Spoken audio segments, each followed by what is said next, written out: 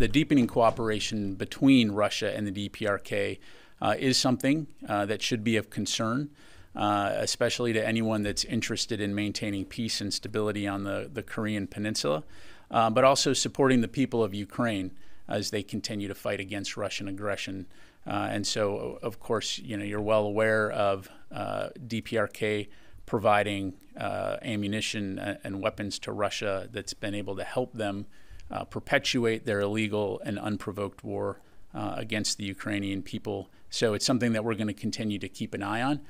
I would say, though, taking a step back, our focus when it comes to the Indo-Pacific region and the Korean Peninsula is on working with allies and partners to promote peace, stability, and security in the region, and that will continue to be our focus.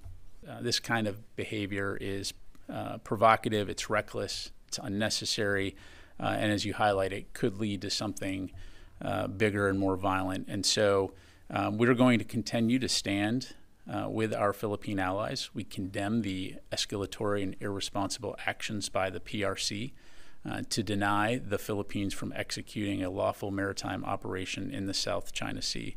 And as you've heard Secretary Austin and others say, the Philippines' rightful legal maritime claims must be protected. We're very focused on ensuring that these kinds of attacks are degraded, that the Houthis will continue to understand that there's going to be a price to be paid for essentially preventing freedom of navigation in this vital international waterway, and it's just completely unacceptable. So again, we continue to work very closely with partners in the region to provide capabilities to safeguard maritime travel through the Red Sea and elsewhere, and we'll continue to stay very focused on that.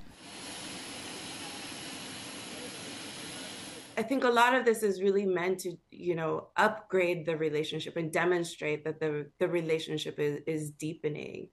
We saw even back in January when North Korean Foreign Minister Choi Sun-hee had gone to Russia. She had talked about really building and expanding the legal basis for their cooperation.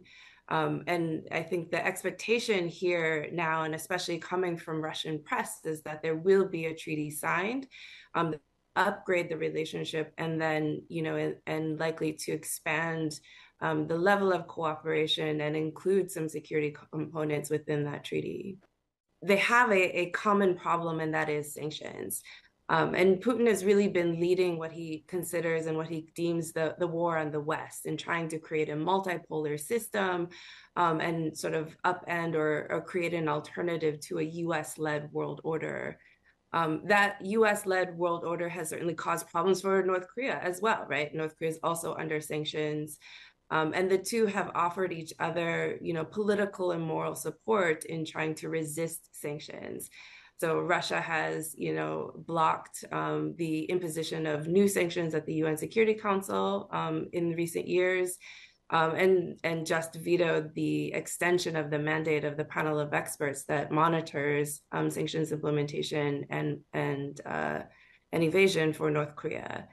So, that wasn't an altruistic move. It wasn't just about North Korea, but certainly it has implications for, trying to weaken sanctions regime as a whole, including those against Russia.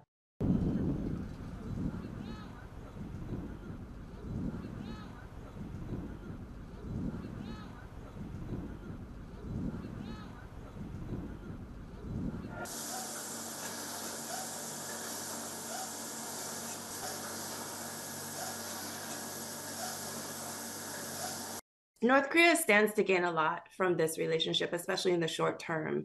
And this includes, in the economic realm, increased trade, increased economic cooperation.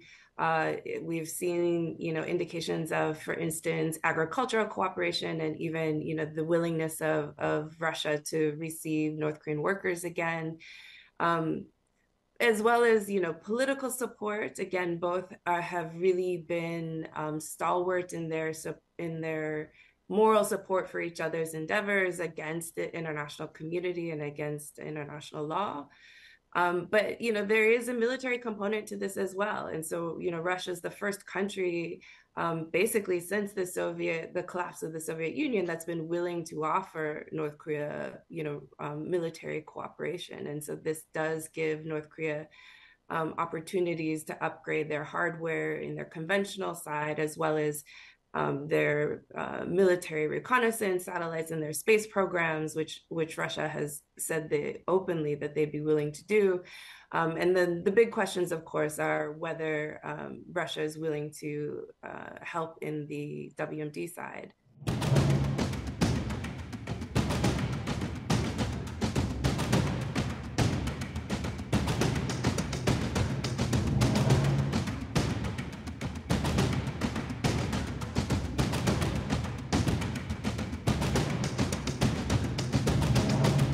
Based on statements that the Russians have made, including Putin himself and other top Russian officials, they seem to have accepted North Korea as a nuclear armed state, and accepted the program as there to stay.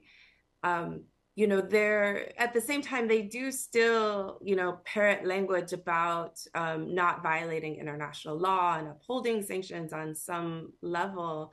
And I think some of the statements that have come out of Russian media just in the last 24 hours have mentioned that any treaty is going to uphold international law, while at the same time talking about their common struggle against sanctions. So I think that they're going to thread this needle, and I think most likely in the treaty itself, I would expect to see more principles of cooperation rather than the actual details of what it is that they're willing to do and how far they're willing to go.